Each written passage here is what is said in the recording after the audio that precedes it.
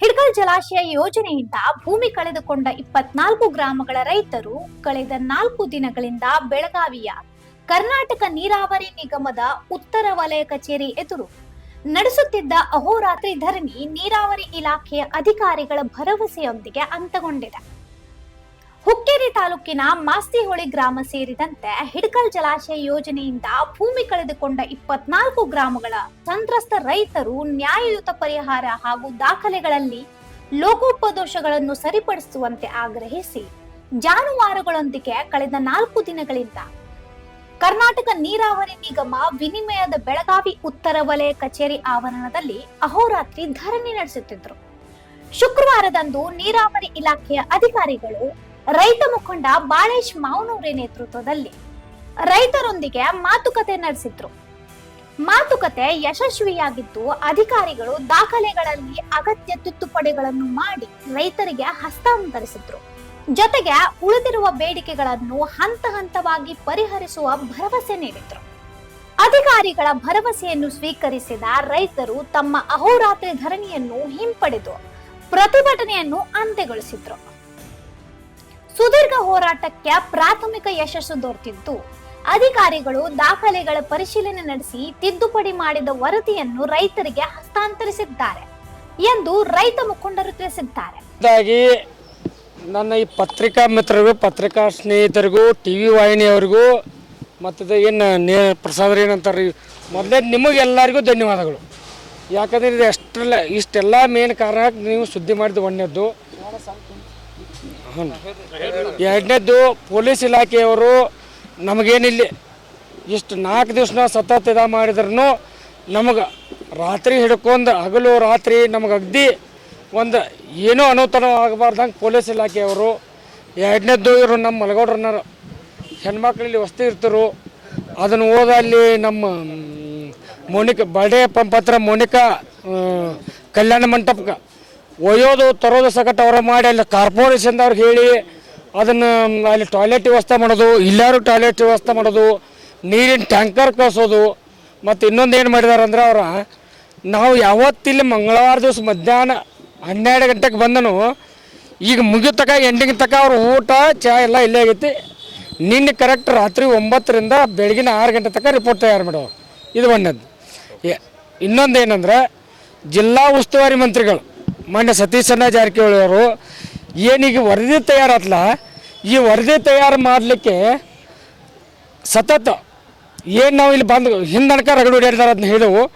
4 ದಿವಸ ತಾಸಿಗೊಮ್ಮೆ 2 ತಾಸಿಗೊಮ್ಮೆ ಮಲಗೌರನರಿಗೂ ನಮಗೂ ಎಲ್ಲರಿಗೂ ಫೋನ್ ಹಚ್ಕೋತ ಏನಾಯ್ತಪ್ಪ ಈಗ ಅರ್ಧ ತಾಸಿಂದ ಏನಾಯಿತು, ನಿಮಗೆ ಏನಾಗೈತಿ, ಅಧಿಕಾರಿಗಳು ಏನು ಮಾಡ್ತಾರೋ, ನೀವೇನು ಬೇಡತ್ತೀರಿ, ಸರಿಯಾಗಿ ಮಾಡ್ಕೋರಿ ಅಂತೇಳಿ ರೆಗ್ಯುಲರ್ ಕೇಳ್ಕೊತ ನಿಮ್ಮದು ಊಟದ ಹೆಂಗೆ ನಡೆದೈತಿ, ವ್ಯವಸ್ಥೆ ಸರಿ ಐತಲ್ಲ, ಹೆಣ್ಮಕ್ಳದ್ದು ಹೆಂಗೆ ಐತಿ, ಹೆಣ್ಮಕ್ಳು ಮನೆಗೆ ಕಳಿಸು ಮತ್ತೆ ಕರ್ಕೊಂಬ, ಪ್ರತಿಯೊಂದು ಇದಕ್ಕೆ ಮೇನ್ ಕಾರಣ ಜಿಲ್ಲಾ ಉಸ್ತುವಾರಿ ಸಚಿವರು ನಮಗೆ ಪ್ರತಿಯೊಂದಕ್ಕೂ ಹೆಲ್ಪ್ ಮಾಡ್ಯಾರ.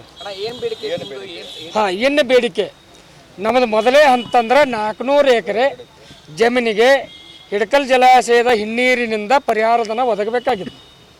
ಅದು ಇಲ್ಲಿವರೆಗೆ ನಮಗೂ ನೀರಾವರಿ ಇಲಾಖೆಯವರಿಗೂ ಎಸ್.ಎಲ್.ಓ ಅವ್ರು ಬರ್ದು ನೀರಾವರಿ ಇಲಾಖೆಯವ್ರು ಹೋಗ್ತಿರ್ಕಲ್ಲ, ನೀರಾವರಿ ಇಲಾಖೆಯವ್ರು ಬರ್ದು ಎಸ್.ಎಲ್.ಓಕ್ಕೆ ಮತ್ತು ಅವರಿಬ್ಬರವ್ರು ಬರ್ದು ನಾವು ಹಿಂಗೆ ನಮಗೆ ಅವ್ರಿಗೆ ಈಗ 4-5 ವರ್ಷ ಆಯ್ತು ಒಂದು ಸ್ವಲ್ಪ ಇರು ಚಾಲು ಆಗಿದ್ದು. ಅವ್ರಿಗೂ ನಾವು ಏನಾದ್ರು ಸಿಟ್ಟಿನಾಗ ಒಂದು ಸ್ವಲ್ಪ ಅಂದಿಲ್ಲ ಅಂತ ನಾವು ಹೇಳೋಕ್ಕಾಗೋದಿಲ್ಲ. ಆದರೆ ಅವರು ಸಹಕಾರ ಮಾಡಿದಾರು, ಅವ್ರಿಗೂ ಧನ್ಯವಾದ ಹೇಳ್ತೇವೆ. ಈಗ ನಿನ್ನೇನು ರಾತ್ರಿ ನಾವು ಕೂಡಿ ಎಲ್ಲರೂ ಕೂಡಿ ಎಸ್.ಎಲ್.ಓ ಅವರು ಮಲಗೌಡ್ರನ್ನವರು ನಾವು ಎಲ್ಲರೂ ಕೂಡಿ ರಾತ್ರಿ ರಿಪೋರ್ಟ್ ತಯಾರು ಮಾಡಿ ಈಗ ಸಹಿ ಮಾಡಿಸ್ಕೊಂಡು ಬರತ್ತಾರ. ಒಬ್ಬಂದು ಸಹಿ ಉಳಿದಿತ್ತು, ಅವ್ನು ಬ್ಯಾಡ ಸಹಿ ಮಾಡೋದು ಬೇಡಪ್ಪ ನಿಲ್ಲಂದ ಕೊಲ್ಲಾಪುರಕ್ಕೆ ಹೋಗಿದ್ದು ನಾವು ನಾಯಕ ಇದು ಮಾಡ್ಲತ್ತೇಳಿ ಅವನು ಸಹಿತ ಸ್ವತಃ ನಮ್ಮ ಪೊಲೀಸ್ ಕಮಿಷನರ್ ಸಾಹೇಬರು ಮತ್ತು ACP ಅವ್ರು ಇಬ್ಬರು ಬಂದು ಅವ್ನು ಟ್ರ್ಯಾಕ್ ಮಾಡಿ ಎಲ್ಲಿದಾರ ನೋಡಿ ಮಧ್ಯಾಹ್ನದಿಂದ ಸತ್ಯ ಪ್ರಯತ್ನ ಮಾಡಿ ಅವ್ನು ಹಿಡ್ದ ಈಗ ಸಹಿ ಮಾಡಿಸ್ಕೊಂಡು ಅವನೊಂದು ಅರ್ಧ ತಾಸಿನೊಳಗೆ ಇಲ್ಲಿ ಬರ್ತಾರೆ. ಈಗ ನೋಡ್ರಿ ನಮ್ಮ ಕಷ್ಟ ನೋಡ್ಬೇಕಾರೆ ಅದು ನೀರಾವರಿ ಅವ್ರು ಆ್ಯಕ್ಚುಲಿ ತಪ್ಪು. ನಮ್ಮನ್ನ ಆ್ಯಕ್ಚುಲಿ ಅಂದ್ರೆ ಅವ್ರು ನೀರಾವರಿ ಅವ್ರು ನಮ್ಮನ್ನ ಕಾಯ್ದು ನೋಡ್ಬೇಕಾದ್ರೆ ನಮ್ಗೆ ಕಣ್ಣೀರು ಹೋಗ್ತಾವೆ, ಅಷ್ಟು ನಮ್ಮನ್ನ ತ್ರಾಸ ಕೊಟ್ಟರು. ಆದರೆ ಈಗ ಬಂದು ನಾವು ಹೆಂಗೆ ಹೇಳ್ತಾರೆ ಹಂಗೆ ಒಪ್ಕೊಂಡಾರ. 6 ತಿಂಗಳಿಂದ ಬಂದಿದ್ರಿ, ಇದೇ ರೀತಿ ಹೋರಾಟ ಮಾಡಿದ್ರಿ. 4 ವರ್ಷ ಆಯ್ತು ಇದೇ ರೀತಿ ಹೋರಾಟ ಮಾಡ್ತಾವೆ. 4 ವರ್ಷ ಆಯ್ತು. ಅದಕ್ಕೆ ಈಗ ಪ್ರಾಥಮಿಕ ಮೊದಲನೇ ಹಂತದ ನಮಗೇನು ಪ್ರಸ್ತಾವನೆ ಸಲ್ಲಿಸಬೇಕಾಗಿತ್ತು ಅದನ್ನು ಮೊದಲೇ ಸಲ್ಲಿಸ್ಯಾರ. ನಿಮ್ಮ ರೈತರಿಗೆ ಜಯ ಸಿಕ್ಕಿತ್ತು ಹಂಗಂದ್ರೆ ರೈತರಿಗೆ ಮೊದಲೇ ಹಂತದ ಜಯ ಸಿಕ್ಕೈತಿ. ಈಗೆಲ್ಲ ರೈತರಿಗೆ ಗುಡ್ನಟ್ಟಿ ಗೌಡ್ರು ಆಯ್ತು, ಬೀರ್ನಳ್ಳಿ ಗೌಡ್ರು ಆಯ್ತು, ನಮ್ಮ ದಯಾನಂದು ಮಹೇಶ್ವರ ಚಿಕ್ಕೋಡಿ ಅವರು ಮುಂದೆ ಎಲ್ಲರೂ ನಮಗೆ ಪ್ರತಿಯೊಂದಕ್ಕೂ ಬಂದು ನಿಂತ ಎಲ್ಲರೂ ಹೆಲ್ಪ್ ಮಾಡಿದಾರೆ. ಮತ್ತು ಇನ್ನೊಂದು ನಮ್ಮ ರೈತರು ತಾಯಂದಿರು ಅಣ್ಣ ತಮ್ಮಂದಿರು ಎಲ್ಲರೂ ನಾ ಏನು ಬಂದು ಕೂತ ಫಸ್ಟ್ ಒಬ್ಬ ನಾನು ಗುಡ್ನಟ್ಟಿ ಗೌಡ್ರು ಬೀರ್ನಳ್ಳಿ ಗೌಡ್ರು ಮುಂದೆ ರಾಜು 4 ಮಂದಿ ಬಂದಿದ್ದು. ಮಧ್ಯಾಹ್ನ ಅದನ್ನು ನೋಡುತ್ತ ಕೈಲಿ 1:30 ನೋಡ್ತ ಕೈಲಿ 2 ಗಂಟೆಗೆ 2:30 3 ಗಂಟೆಗೆ ಸುಮಾರು ಒಂದು 200 ಜನ ಕೊಡ್ರಿ. ರೈತರು ಇಟ್ಟ ಕಷ್ಟ ಐತೆ ನಾವು ತಿಳ್ಕೊರಿ, ಬರೀ ಒಂದು 2 ತಾಸಿನಾಗ 200 ಜನ ಕೊಡ್ರಿ. ನಾವು ಯಾರಿಗೂ ಕರೆದೇ ಇಲ್ಲ.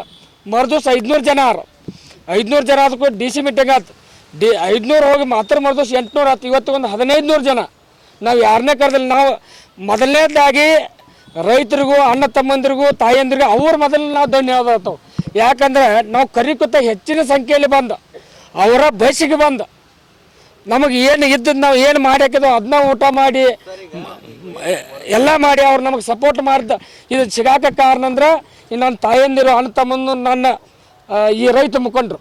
ಈಗ ವರದಿ ರೆಡಿ ಆಗೈತಿ, ಸಹಿನೂ ಆಗೈತಿ. ನಿಮ್ಮ ಬೇಡಿಕೆಗಳು ಏನೇನಿದ್ದಾವೆ ಮತ್ತು ಎಕರೆಗೆ ಎಷ್ಟು ನೀವು ಪರಿಹಾರ ಬೇಕಂತೇನು ನಿಮ್ಮದು ಬೇಡಿಕೆ ಐತಿ? ಈಗ ಮುಂದಿನ ಹಂತ ಮಾನ್ಯ ನಮ್ಮ ಈಗ ನಾವು ಏನು ಮಾಡಿದ್ವು, ನಮಗಿಷ್ಟು ಬೇಕನ್ನುವಂಥದ್ದು ಒಂದು ಮೊದಲನೇ ಹಂತದ ಪ್ರಸ್ತಾವನೆಯನ್ನು ರೆಡಿ ಮಾಡಿದ್ವು ನಾವು 400 ಎಕರೆಗೆ. ಇದಕ್ಕೆ ಮುಂದಿನ ಕೆಲಸವನ್ನು ಮಾನ್ಯ ನಮ್ಮ ಶಾಸಕರು ಹಾಗೂ ಜಿಲ್ಲಾ ಉಸ್ತುವಾರಿ ಸಚಿವರಾದಂಥ ಸನ್ಮಾನ್ಯ ಸತೀಶಣ್ಣ ಜಾರಕಿಹೊಳಿ ಅವರ ಸಾಹೇಬರವರ ಸ್ವತಃ ಅವರ ಮುಂದಿನ ಅವರಲ್ಲಿ ನಾವೊಂದು ಕಳಕಳಿ ವಿನಂತಿ ಮಾಡ್ಕೊತಾನು. ಈಗ ನಾವು ಏನು ಇದನ್ನೆಲ್ಲ ಪ್ರಯತ್ನ ಮಾಡಿದವಲ್ಲ ಗೊತ್ತೈತೆ ನಂಗೆ ಅವರು ಇದನ್ನು ಹಂತಕ್ಕೆ ಬರ್ಬೇಕಾದ್ರೆ 99% ನಮ್ಮದು 1% ಇದ್ರೆ 99% ಅವ್ರ ಸಮ ಐತಿ. ಅವ್ರು ದಿಲ್ಲಾಗಿದ್ದರು ಸಕಟ್ ಈ ಬೆಳಿಗ್ಗೆ ಮಲಗೋರ್ನವ್ರಿಗೆ 8:30 9 ಗಂಟೆಗೆ ಅಲ್ರಿ 9 ಗಂಟೆಗೆ ಕಾಲ್ ಮಾಡಿ ಕೇಳ್ಯಾರ. 99% ಅವರ ನಾವು 1%ದಾಗ ಅದಾವು. ಇನ್ನು ಮುಂದಾರ್ನು ಅವ್ರ ಸಹಕಾರ ನಮಗೆ ಬೇಕು. ಅವ್ರ ಮಾರ್ಗದರ್ಶನದಾಗ ಅವ್ರು ಯಾವ ರೀತಿ ಹೇಳ್ತಾರೋ ಅವ್ರ ಸಹಕಾರ ಪಡ್ಕೊಂಡು ಅವ್ರು ಏನು ಹೇಳ್ತಾರೋ ಅದು ಕೇಳಿ ಅವ್ರ ಮುಖಾಂತರನ ನಾವು ಕೆಲಸ ಮಾಡಿಸ್ಕೊತೀವಿ. ನೀವು ಪರಿಹಾರ ಎಷ್ಟು ಬೇಡಿಕೆ ಐತಿ? ಹ್ಞೂ, 1 ಎಕರೆ ಎಷ್ಟು ಪರಿಹಾರ ಕೊಡ್ಬೇಕಂತೀರಿ? ಪರಿಹಾರ ಅನ್ಕ ಮೊದಲ ಅನ್ಕ ನಾವು ಪರಿಹಾರ ಇಷ್ಟೇ ಅಂತ ಕೇಳಕ್ಕಿಲ್ಲ. ಈಗ ರೈತರಿಗೆ ಅನುಕೂಲ ಆಗೋಂಗ ಮಾನ್ಯ ಸತೀಶಣ್ಣ ಜಾರಕಿಹೊಳಿ ಸಾಹೇಬ್ರಲ್ಲಿ ನಾವು ಒಂದೇ ಒಂದು ವಿನಂತಿ ಮಾಡ್ಕೊತಾವೆ. ಅವರು ರೈತರ ಪರವಾಗಿ ಅದಾರು. ಬೆಂಗಳೂರಾಗ ಹೆಂಗೆ ಬಿಡದಿಂದ ಬೆಂಗಳೂರು 30 ಕಿಲೋಮೀಟ್ರ್ ಐತಿ. ಅಲ್ಲಿ 2.5 ಕೋಟಿ ಕೊಟ್ರೂ ಜಮೀನು ರೈತರು ಕೊಡ್ತಾ ಇಲ್ಲ, ಜಬರ್ದಸ್ತಲ್ಲಿ ಬೆರೆಸತ್ತಾರ. ಈಗ ಬೆಳಗಾವಿ 2ನೇ ರಾಜಧಾನಿ, ಇಲ್ಲಿ ವಿಧಾನಸಭಾದಿಂದ ನಮ್ಮದು 30 ಕಿಲೋಮೀಟ್ರ್ ಐತಿ. ನಮಗೂ ಅಲ್ಲಿ ಏನು ರೈತರಿಗೆ ಪರಿಹಾರಧನ ಕೊಡ್ತಾರೆ 2.5 ಕೋಟಿ ಎಕರೆಗೆ ಅದನ್ನೇ ಕೊಡ್ಬೇಕು. ಯಾಕೆ ಕೊಡಬೇಕಪ್ಪ ಅಂತಂದ್ರೆ ಅಲ್ಲೂ ಮಾವಿನ ಗಿಡ ಬೆಳಿತಾರೆ, ನಾವು ಮಾವಿನ ಗಿಡ ಬೆಳಿತಾವೆ. ತೆಂಗಿನ ಗಿಡ ನಾವು ತೆಂಗಿನ ಗಿಡ, ಅಲ್ಲಿ ಬಾಳೆ ತೋಟ ನಮ್ಮದು ಬಾಳೆ ತೋಟ, ಅಲ್ಲೂ ಕಬ್ಬು ಬರ್ತೈತಿ ನಮ್ಮದು ಕಬ್ಬು ಬರ್ತೈತಿ. ಅದು ರಾಜಧಾನಿಯಿಂದ 30 ಕಿಲೋಮೀಟ್ರ್, ನಮ್ಮದು ಸೆಕೆಂಡ್ ರಾಜಧಾನಿ ಐತ್ರಿ, ನಮ್ಮದು 30 ಕಿಲೋಮೀಟ್ರ್. ಅಲ್ಲಿ ರೈತರು ಅವರು ನಮ್ಮವ್ರು, ನಾವು ಹಂಗದವು, ಅದು ಭೂಮಿ ನಮ್ಮದು ಭೂಮಿ. ನಾವು 2.5 ಕೋಟಿ ರೂಪಾಯಿ ಕೊಡಬೇಕಂತ ಮಾನ್ಯ ಸರ್ಕಾರಕ್ಕಾಗಲಿ ಮಾನ್ಯ ಜಿಲ್ಲಾ ಮಂತ್ರಿಗಳಿಗಾಗಲಿ ನಾವು ವಿನಂತಿ ಮಾಡ್ಕೋತೇವೆ. ಅಷ್ಟು ಮಾನ್ಯ ಸತೀಶಣ್ಣ ಜಾರಕಿಹೊಳಿ 4 ದಿನಗಳ ಕಾಲ ನಡೆದ ಅಹೋರಾತ್ರಿ ಧರಣಿಗೆ ಸದ್ಯ ತೆರೆ ಬಿದ್ದಿತ್ತು. ಉಳಿದ ಬೇಡಿಕೆಗಳನ್ನು ಸರ್ಕಾರ ಹಾಗೂ ಅಧಿಕಾರಿಗಳು ಶೀಘ್ರದಲ್ಲೇ ಈಡೇರಿಸುವ ನಿರೀಕ್ಷೆಯಲ್ಲಿ ಸಂತ್ರಸ್ತ ರೈತರು ತಮ್ಮ ಗ್ರಾಮಗಳಿಗೆ ಮರಳಿದ್ದಾರೆ. ಅವ್ರದ್ದೊಂದು ಬೇಡಿಕೆ ಆಗಿತ್ತು. ಸುಮಾರು 394 ಎಕರೆಗಳಿಗೆ ನೀರಿನಲ್ಲಿ ಮುಳುಗಡೆ ಆದರೂ ಕೂಡ ಅವ್ರಿಗೆ ಪರಿಹಾರಧನ ಸಿಕ್ಕಿದ್ದಿಲ್ಲ. ಕೆಲವೊಂದು ತಾಂತ್ರಿಕ ಅಡಚಣೆಗಳಿಂದ ಅಥವಾ ಕೆಲವೊಂದು ಅಧಿಕಾರ ಅಸಹಕಾರದಿಂದ ಇದುವರೆಗೆ ಅದು ಒಂದು ನೆನೆಗುದಿಗೆ ಬಿದ್ದಂಥ ವಿಚಾರವನ್ನು ಎಲ್ಲ ರೈತ ಮುಖಂಡರು ಇವತ್ತು ಏನು 4 ದಿವಸಗಳಿಂದ ಈ ಒಂದು ನೀರಾವರಿ ಇಲಾಖೆಯಲ್ಲಿ ಬಂದು ತಮ್ಮದೇ ಆದಂಥ ಒಂದು ಪ್ರತಿಭಟನೆ ಮಾಡುವುದರ ಮುಖಾಂತರ ಇವತ್ತು ಜಿಲ್ಲಾಡಳಿತ ಮತ್ತು ಜಿಲ್ಲಾ ಮಂತ್ರಿಗಳಂಥ ಸತೀಶಣ್ಣ ಜಾರಕಿಹೊಳಿ ಅವರ ಒಂದು ಸಹಕಾರದಿಂದ ಇವತ್ತು ಏನು ಒಂದು ಪ್ರಸ್ತಾವನೆಯನ್ನು ಸರ್ಕಾರಕ್ಕೆ ಸಲ್ಲಿಕೆ ಆಗಬೇಕಾಗಿತ್ತು ಇವತ್ತು ಸಲ್ಲಿಕೆ ಆಗಿದೆ. ಬರುವಂಥ ದಿನಗಳಲ್ಲಿ ರೈತರಿಗೆ ಏನೊಂದು ಯೋಗ್ಯವಾದ ಪರಿಹಾರಧನವನ್ನು ಕೊಡುವುದರಲ್ಲಿ ಮಾನ್ಯ ನಮ್ಮ ಉಸ್ತುವಾರಿ ಸಚಿವರು ಇರ್ಬೋದು ಮತ್ತು ಸರ್ಕಾರ ಇರ್ಬೋದು ಒಂದು ಯೋಗ್ಯವಾದ ನಿರ್ಣಯವನ್ನು ತೆಗೆದುಕೊಂಡು ಆಶಾಭಾವನೆ ಎಲ್ಲ ರೈತರಲ್ಲೂ ಕೂಡ ಇವತ್ತು ಮೊದಲೇ ಒಂದು ಸ್ಟೆಪ್ ರೈತರ ಪರವಾಗಿ ಒಂದು ನಿರ್ಣಯ ಆಗಿದೆ. ಅದು ಎಲ್ಲರಿಗೂ ಕೂಡ ಖುಷಿ ತರುವಂಥ ವಿಷಯ ಆಗಿದೆ. ವರದಿ ಸಲ್ಲಿಸೋಕೆ ಲೇಟ್ ಆಗಿದ್ದು ಇಷ್ಟೇ ಕಾರಣ. ಯಾಕಂದರೆ ಟೆಕ್ನಿಕಲ್ ಅಡಚಣೆ ಅಂತಂದರೆ ಕೆಲವೊಂದು ಪರಿಹಾರಧನವನ್ನು ಈಗಾಗಲೇ ರೈತರು ಪಡ್ಕೊಂಡಿದ್ದಾರೆ ಅನ್ನೋ ಒಂದು ಮಾಹಿತಿ ಅವರಲ್ಲಿತ್ತು. ಆದರೆ ಅದು ಮಾಹಿತಿಗೆ ಯಾವುದೇ ರೀತಿಯ ಒಂದು ದಾಖಲಾತಿಗಳು ಅವರಲ್ಲಿ ಇದ್ದಿದ್ದಿಲ್ಲ ಅನ್ನೋದನ್ನು ಕೂಲಂಕುಷವಾಗಿ ಏನು ಒಂದು ನಮ್ಮ ಕರ್ನಾಟಕ ಸರ್ಕಾರದ ಒಂದು ಸೆಕ್ರೆಟರಿ ಅವರಿಂದ ಒಂದು ಮಾಹಿತಿ ಕೇಳೋದಕ್ಕೋಸ್ಕರ ನೀರಾವರಿ ನಿಗಮಕ್ಕೆ ಅವರು ಒಂದು ಪತ್ರವನ್ನು ಬರೀತಾರೆ. ನಿಮ್ಮಲ್ಲಿ ಏನಿದೆ ಮೂಲ ದಾಖಲಾತಿಗಳನ್ನು ಅದನ್ನು ತೋರಿಸಿಬಿಟ್ಟು ನೀವು ರೈತರಿಗೆ ಇದು ಇದೆ ಅಥವಾ ಇಲ್ಲ ಅನ್ನೋದನ್ನು ನೀವು ಸಂದೇಶ ಕೊಡಬೇಕು ಮತ್ತು ಯಾವುದೇ ರೈತರಿಗೆ ಅನ್ಯಾಯ ಆಗಬಾರ್ದು ಅನ್ನೋ ಒಂದು ಉದ್ದೇಶದಿಂದ ಯಾವ ರೈತರಿಗೆ ಒಂದು ಹಣವನ್ನು ತಗೊಂಡಿದ್ದಾರೆ ಅಂತ ಒಂದು ಊಹೆ ಇತ್ತು, ಅದು ಯಾವುದೂ ಕೂಡ ರೈತರು ಇವತ್ತು ಹಣ ತಗೊಂಡಿಲ್ಲ ಅನ್ನೋದನ್ನು ದಾಖಲಾತಿಗಳೊಂದಿಗೆ ಕಾನೂನುಬದ್ಧವಾಗಿ ನಿಯಮಾನುಸಾರ ಇವತ್ತು ಕ್ರಮವನ್ನು ಕೈಗೊಳ್ಳಲಾಗಿದೆ. ಇದರಿಂದ ರೈತರಿಗೆ ಏನು ಜಯ ಅನ್ನೋದಕ್ಕಿಂತ ರೈತರಿಗೆ ಏನು ಸಿಗಬೇಕಾಗಿದೆ ಸಿಕ್ಕಿದೆ. ಜಯ ಅನ್ನೋದಕ್ಕಿಂತ ಕೂಡ ಅವ್ರು ಸುಮಾರು 45 ವರ್ಷಗಳಿಂದ ಇನ್ನು ಭೂಮಿ ಕಳ್ಕೊಂಡು ಅವ್ರದ್ದೇ ಆದಂಥ ಕಣ್ಣೀರಿನಲ್ಲಿದ್ದರು. ಇವತ್ತು ಒಂದು ಹಂತದಲ್ಲಿ ಅವರು ತಮ್ಮ ಆಸೆಗೆ ಎಲ್ಲೋ ಒಂದು ಆಸೆ ಇವತ್ತು ಅವ್ರಿಗೆ ಹುಟ್ಟಿದೆ. ಯಾಕಂದರೆ ಇವತ್ತು ರೈತರಿಗೆ ಏನದು ಎಡಿಷ್ನಲ್ ಆಗಿ ಕೊಡುವಂಥ ವಿಷಯ ಅಲ್ಲ, ಅವ್ರದ್ದೇ ಭೂಮಿಯನ್ನು ಕೊಟ್ಟಾಗ ಕೊಡುವಂಥ ದುಡ್ಡು ಅದು ಎಂದೋ ಸಿಗಬೇಕಾಗಿದ್ದು. ಇವತ್ತು ಎಲ್ಲರ ಪರಿಶ್ರಮ, ಎಲ್ಲ ರೈತರ ಪರ ಹೋರಾಟದಿಂದ, ರೈತರ ಮುಖಂಡರಿಂದ, ವಿಶೇಷವಾಗಿ ತಾವೇನು ಒಂದು ಮಾಧ್ಯಮದವರು ಈ ನ್ಯೂಸನ್ನು ಇಡೀ ರಾಜ್ಯದಂಥ ದೇಶದ ಬಿತ್ತನೆ ಮಾಡಿದ್ರಿ. ಏನೋ ಒಂದು ಬೆಳಗಾವಿಯಲ್ಲಿ ರೈತರಿಗೆ ತೊಂದರೆ ಆಗ್ತಾಯಿದೆ, ಇದಕ್ಕೆ ತಕ್ಷಣ ಸ್ಪಂದನೆ ಕೊಡಬೇಕಂತ ಹೇಳಿ ನಮ್ಮ ಜಿಲ್ಲಾ ಮಂತ್ರಿ ಇರೋದು, ನಮ್ಮ ಸರ್ಕಾರ ಇರೋದು ಒಂದು ತಕ್ಷಣ ಸ್ಪಂದನೆ ಕೊಟ್ಟಿದೆ. ಇದರಿಂದ ರೈತರಿಗೆ ಇವತ್ತು ನಿರಾಳವಾಗಿದೆ. ಮುಂದಿನ ದಿನದಲ್ಲೂ ಕೂಡ ಆ ರೈತರಿಗೆ ಒಂದು ಉತ್ತಮವಾದ ಪರಿಹಾರಧನ ಸಿಗಲಿ ಅಂತ ಹೇಳಿ ನಾನು ಬಯಸ್ತೀನಿ. ಇದೇ ಮಾದರಿಯಲ್ಲಿ ನಮಗೆ ಪರಿಹಾರ ಕೊಡ್ರಿ ಅಂತೇಳಿ ರೈತರು ಒತ್ತಾಯ ಇದೆ. ಆ ನಿಟ್ಟಿನಲ್ಲಿ ಮುಂದೆ ಯಾವ ರೀತಿ ತಯಾರಿ ಮಾಡ್ಕೊತೀವಿ? ಇವಾಗಲೇ ತಮಗೆಲ್ಲ ಗುರುತಿರೋದು ಬೆಂಗಳೂರು ಬಿಟ್ಟರೆ ಬೆಳಗಾವ ನಮ್ಮ ರಾಜ್ಯದ 2ನೇ ರಾಜಧಾನಿ ಅಂತೀವಿ. ಏನು ಯಾವ ರೀತಿ ಬಿಡದಿಯಲ್ಲಿ ಇವತ್ತು ಇಂಡಸ್ಟ್ರಿಯಲ್ ಡೆವಲಪ್ ಆಗ್ತಾಯಿದೆ, ಅದೇ ರೀತಿ ನಮ್ಮ ಏನೊಂದು ಮಾಸ್ತಿಹೊಳಿ ಇರ್ಬೋದು, ನರ್ಸಿಂಗ್ ಇರ್ಬೋದು, ಹತ್ತಿರಕೆಯಲ್ಲಿ ಇವತ್ತು ಸಾಫ್ಟ್ವೇರ್ ಕಂಪ್ನಿಗಳು ಬಂದು ಇವತ್ತು ಡೆವಲಪ್ ಆಗ್ತವೆ. ಅಲ್ಲಿಂದ ಅನೇಕ ಒಂದು ಕಮರ್ಷಿಯಲ್ ಆ್ಯಕ್ಟಿವಿಟಿಗಳು ಆಗ್ತವೆ. ಅದಕ್ಕಾಗಿ ಹೆಚ್ಚಿನ ಒಂದು ಅನುದಾನ ರೈತರು ಸಿಗಬೇಕನ್ನೋದೇ ನಮ್ಮದು ಒಂದು ಉದ್ದೇಶ. ಅದಕ್ಕೆ ಸೂಕ್ತವಾದ ಪರಿಹಾರ ಸರ್ಕಾರ ಕೊಡುತ್ತೆ ಅನ್ನೋ ಒಂದು ಆಶಾಭಾವನೆ ನಮ್ಮಲ್ಲಿದೆ.